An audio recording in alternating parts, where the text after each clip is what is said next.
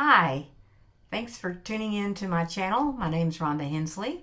I'm a licensed professional counselor, life coach, influencer, and a lot of other hats I wear. Today I want to talk about the superhero syndrome. If you have this syndrome, you usually have the habit of swooping in and saving the day and making sure that everything is all right. I call it enabling. An enabler is someone who saves the day. Usually the behavior that they save is not healthy or destructive. And they will suffer consequences that the actual person they're enabling should have suffered. It's very damaging.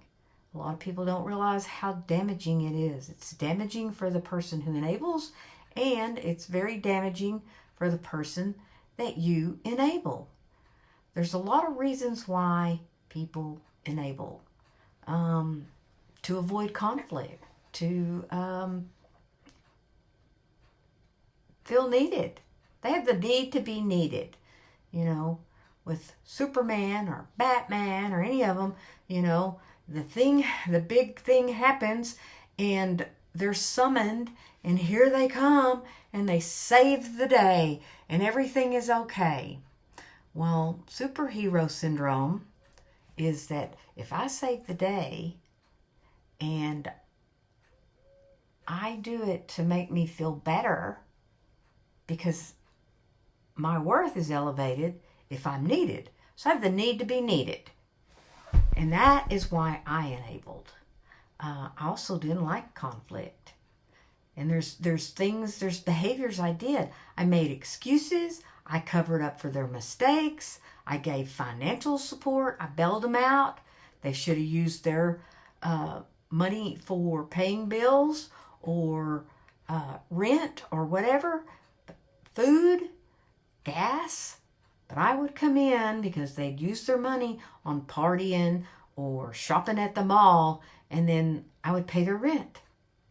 And then I wouldn't have the money to pay my utilities. So what I did with that, I would call the utility companies and I would set up payments to, so that I could enable them.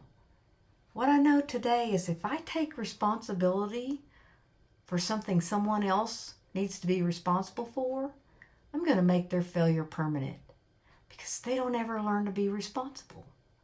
I wanted to raise responsible children. And, it was easier to just do it for them. I told lies, I covered up, I kept secrets, I had no boundary. Well, I could set a boundary, but then I wouldn't stick to it. So it really wasn't a boundary. It was an ultimatum or a threat that I didn't intend to carry out. And I had to learn to stop enabling. Whoever I enable in my life, I disable them. I also rob them of their dignity, of learning how to figure things out on their own. And when I stopped, now, you might say, hey, Rhonda, how do I stop enabling? It's really hard. I do all this stuff for everybody, and then when I need stuff, no one's around.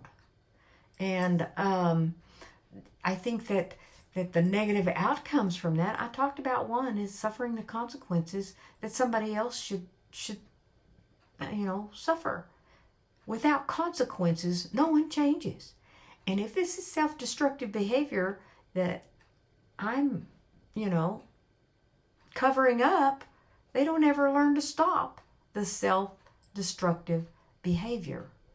It causes, dependency on the person that's doing the enabling, because the person that's being enabled has to be dependent because they don't know how to do what they need to do.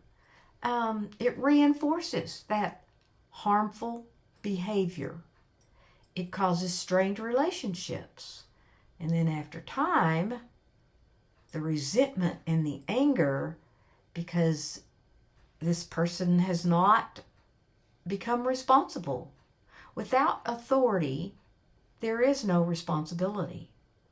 And if I don't allow other people to make their own decisions, to suffer their own consequences, to figure out their own solutions, then, I am disabling them. And the reason they keep failing, why not? Why should they be responsible? They don't have any reason to be responsible. They know that good old Rhonda's going to take care of it. I had to first become self-aware of what I was doing, aware that the damage that I was doing.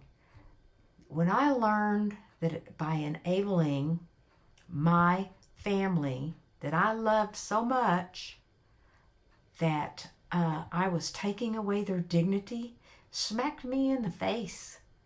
I didn't like that at all. I'm robbing them of the dignity of having the authority to learn from their mistakes. The very thing that I swoop in and save them from might have been the very thing that the universe was going to use to teach them something that they really needed, or to give them an opportunity to seek help. This is real common in family members that have alcoholism or drug addiction. They will save the day. The alcoholic gets a DWI, they're thrown in jail. The family member, because they can't stand the fact that their loved one's in jail, they'll go bail them out.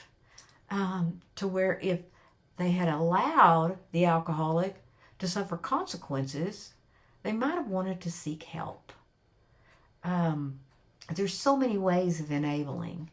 How I learned to set boundaries and to stop enabling was one little step at a time. The thing that I was doing, I had to, what can I do to stop enabling my child? What's the one thing that I can do that I know I can stick with and be consistent? And I started with not giving my kids any cash. They're grown. They're living on their own. I wouldn't give them any cash. If they needed gas for their vehicle and I felt like I needed to put it in their vehicle, then I met them at the gas station and put gas in their car. Or if they needed food, I took it to them already prepared so they could eat it. I stopped giving them cash. And then it was the next thing and the next thing, And I got to where I could tell them, that's really tough. I validated how they felt. And then I said, you're very resourceful. I think that you can figure this out on your own. And because I stopped enabling, they become productive citizens of society.